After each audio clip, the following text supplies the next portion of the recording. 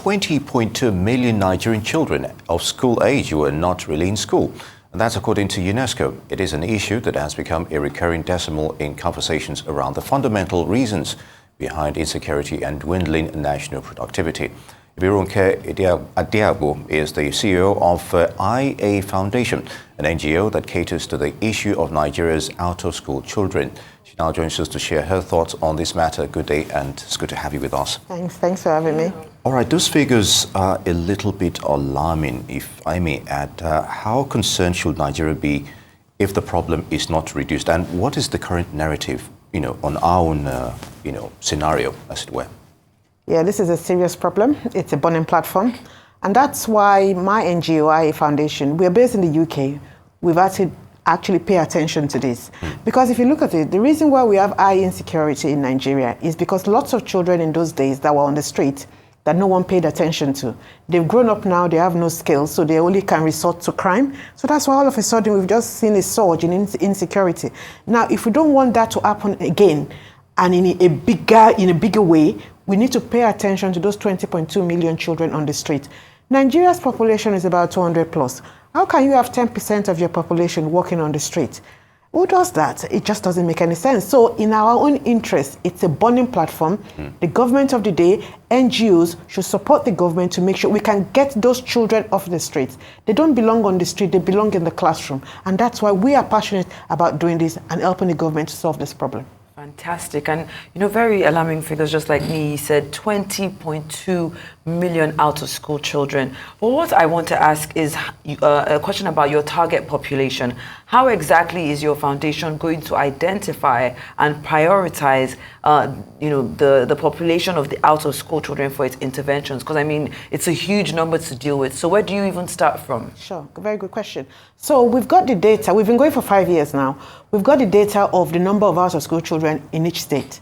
So they're predominantly in the north. That's where they have the huge numbers. So we've got loads of volunteers all over the states in Nigeria. They go around the streets during school hours, and if they pick up any child, they'll ask, why are you not in school? It's usually poverty, my parents can't afford to send me to school, blah, blah, blah. And we then take that child to his or her parents and say, you know what, this child should not walk again on the street. We will pay for their school fees, buy their shoes, buy their bag, let them go to school. And you wouldn't believe it, because several times when I come to the UK, to Nigeria, I too go on the streets, to pick up these kids. And just last October, we had the Out of School Children Summit, and we went on the street and we were picking up the kids. And a particular child, we picked him up, took him to his father who was just nearby, and we said, we want this child to go to school. And the father was struggling that, no, this child is not going to go to school. The child must continue walking, because if that child doesn't walk, there'll be no food for him to eat at night. Can you imagine? You want to send a child to school for free? The parent is the problem. Now, I'm glad that the House of Assembly, National House of Assembly, are looking into the bill to actually penalize parents who refuse to send their children to school, because parents are also part of the problem. So we are trying to make sure the government can address all these issues, because it's multidimensional. Some parents are not sending their kids to school because they reckon they don't want their kids to be kidnapped, and you can't blame them. But the government needs to create an enabling environment, a secured environment for parents to feel confident to send their kids to school. So what major cues will be needed to change the current narrative, as it were? How do we change that perception? You've already mentioned the problems of parents also contributing to this, unfortunate scenario. Right, okay, so I don't know if you're aware, next Saturday at the Civic Center, just down the road from here, we're having a big fundraising event. We're inviting lots of dignitaries, government officials. We're there to raise funds. And when we raise these funds, we use this money to actually go on the street and pick up these kids, because we want to dent that number. I know 20.2 million is a huge number, but if we can take 1 million off the street, that's 1 million family out of poverty, 1 million children who will get jobs in future and will be paying taxes to the government. So it goes in the right direction. Apart from that, we are also using the advocacy route. I'm always going on TV, even in the UK. On the 19th of March, I'm going to the House of Parliament in the UK. We're going to raise awareness about this issue, that the United Kingdom government cannot look away from 20 million children, Nigerian children, on the street. So we want to enlist their support.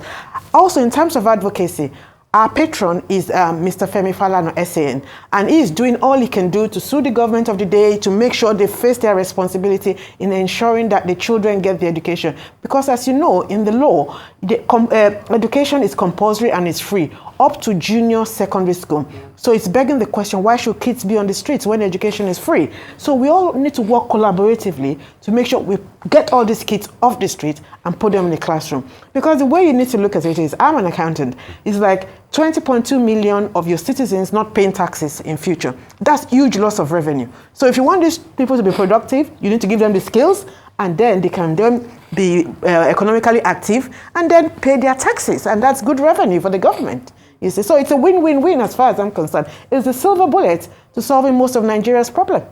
It would be interesting that you mentioned skills, because we have the primary, of course, education where you're in the four walls of a classroom. But I wonder if the IIA Foundation provides any sort of vocational training and skill development programs to empower these out-of-school children outside of your regular basic education. Is there any room for something like that? What we are doing at the moment is we've got a scheme where we are trying to empower women. To make sure if you empower them, if the women have the money, they'll put their kids in school. Because the reason why these kids go, because we've gone to interview lots of parents, and the reason they don't allow their children to go to school, they rather them walk on the street, is because financially the women, some of them are single mothers, and they're just doing petty trading, they have no money. So we're thinking if we empower those mothers, give them skills, they will be able to earn money, and then they will not prevent their children from going to school. They will allow their children to go to school. So that's one way in which we're doing that. And in the future, one of the long-term plans is for us to set up a school, and that school will be free. Any child will pick up from the street, we'll send that child to that school. Because at the moment, the kids we're picking up are going to different schools all over the place, which we then pay the fees. But if we have our own school and it's free, we just pick them up, put them in the school, make sure they get that education. I think that's a fantastic idea. But have you partners, over time? How long have your foundation been 5 on? years now. 5 years. Yeah. And have you partnered with the government in terms of getting these, schools back, the children back to school, as it were? Yeah, and what has been the response in this regard? We've been partnering with state governments. So, for instance, Lagos state governments work very closely with us in terms of ensuring that we can work together to pick these kids out of school. Some state governments are in denial. Yeah, they just don't want to know. They don't believe it's an issue, basically. And this is partly based on cultural issues. Some prefer the religious education. But we are saying to them, you can get religious education and get Western education at the same time. They are two sides of the same coin. Because I remember when I was growing up, I was in Sunday school on Sundays, and I went to school on the weekdays. So you can achieve both of them. So there needs to be a bit of reorientation, you understand, and educating of the parents. So we want to work with the government. We are flexible. We are willing to come in, bring the resources, work with the government. All I know is that we are trying to achieve the same thing. Reduce that number of out-of-school children. It's one of the highest in the world. Now, India has got the highest, but if you look at their population is about 1 billion. Indeed. You understand? So if India at the moment has got 52 million children out of school, but when you look at it relatively, Nigeria has 200, we've got, so relatively we've got more children on the streets. And the problem will exacerbate because the more out-of-school children, the more they will become criminals in future, the more insecurity challenges would have. So every government, this should keep them awake at night. It's a burning platform. They need to pay attention to it. Throw everything at it, even the kitchen sink. We need to get those children off the streets. All right, then as we begin to wrap up, I just wondered if you could share any success stories, because you've been doing this for 5 years. Is there any particular story that just stands out for you, kind of watching that child grow? Very briefly, please. Sure. At the moment, we've picked up 105 children off the street, and we've put them in school, paying their fees, buying their books, anything, their food, everything. So 105 is off the street already. We've provided 4,000 e-learning materials for children that are at home, don't want to go to school for some strange reasons, so they've got their e-learning material with them, which they can use to learn at home.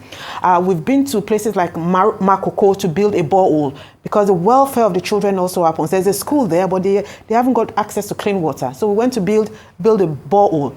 And there's a particular story that strikes me. There's a particular lady who was in university. Normally we cater for primary and secondary school, but she was in university, her mom died, her father was ill, she was going to fall out of university. She approached us. We sustained her in the university.